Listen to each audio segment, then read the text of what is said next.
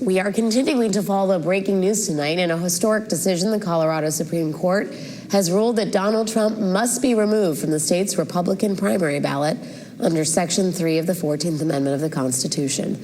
In a 4-3 decision, the court said it would be a wrongful act to list Trump as a candidate, effectively disqualifying him. Almost immediately, Trump announced that he would appeal this decision to the Supreme Court.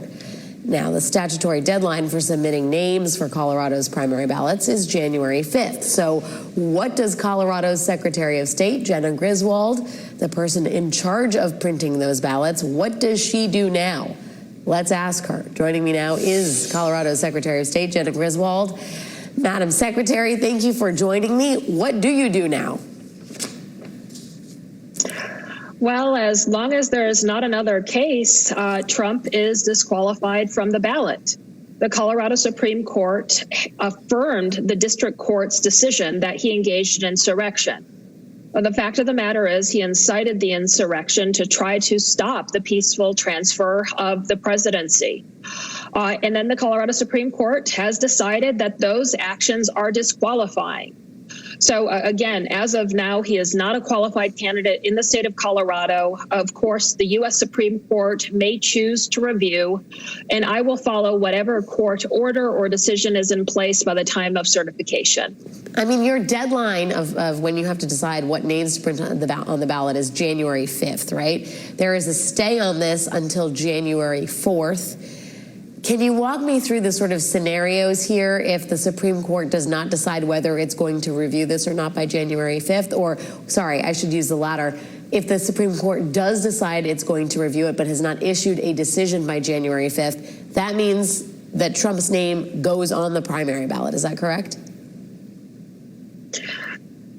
If the United States Supreme Court decides to take this case, I'm sure that they will consider that certification in the state of Colorado is very quickly approaching, and will issue an order or a decision quickly to make sure that we are in compliance with the law. If they take the case, we will make clear to the court the deadlines and the timelines. The bigger thing is if the court does not take the case. As of January 5th, if the U.S. Supreme Court does not take the case or intervene, then Donald Trump will not be on the presidential primary ballot. And frankly, this case is only here because Trump's actions himself.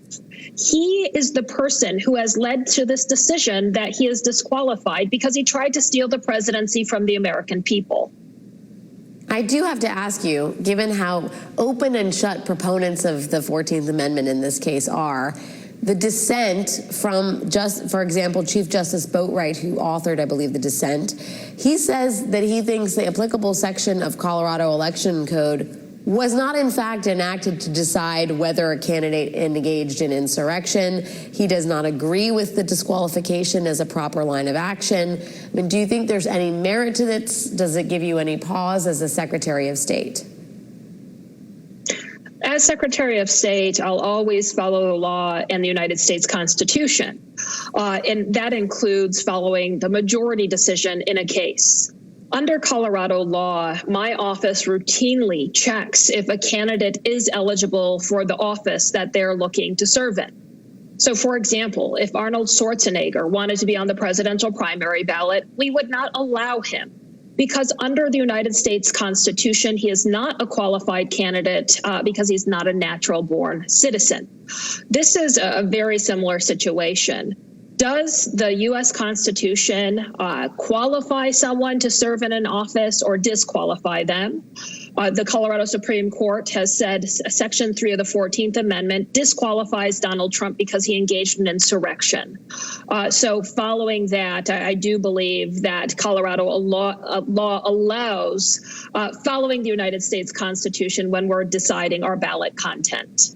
Right. Well, given your feelings about sort of the merits of the state Supreme Court's ruling tonight, I wonder if you could comment on what you will do if the Supreme Court decides to overturn it. I agree with the Colorado Supreme Court's decision. I have said time and time again that I believe that Donald Trump incited the insurrection.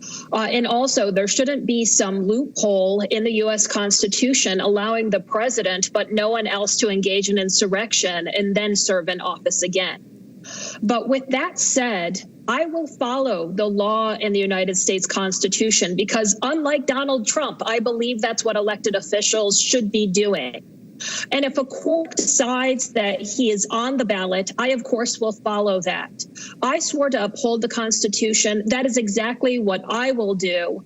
And I think Donald Trump, when he swore to uphold the Constitution, should ask himself whether he has been successful on his oath of office. And you sound optimistic that you're going to get a ruling from the Supreme Court on this before Colorado actually has to decide whether Trump's name is on the ballot. Is that correct? I am optimistic that we'll have great elections in Colorado no matter what. We are considered the nation's gold standard of elections for voter access and security. And courts tend to understand that there is a quickness in decision making that has to happen when it comes to elections. So whether or not the United States Supreme Court decides to review the case, whether or not they issue a decision by January 5th, if they do review the case, I believe that they will issue some type of order or be cognizant of the fact that we have an election that is quickly approaching. We're a Super Tuesday state with a January 5th deadline for ballot certification. Well, we will be watching to see what happens, and that is an understatement. Colorado Secretary of State Jena Griswold, thank you again for your time. Thank you.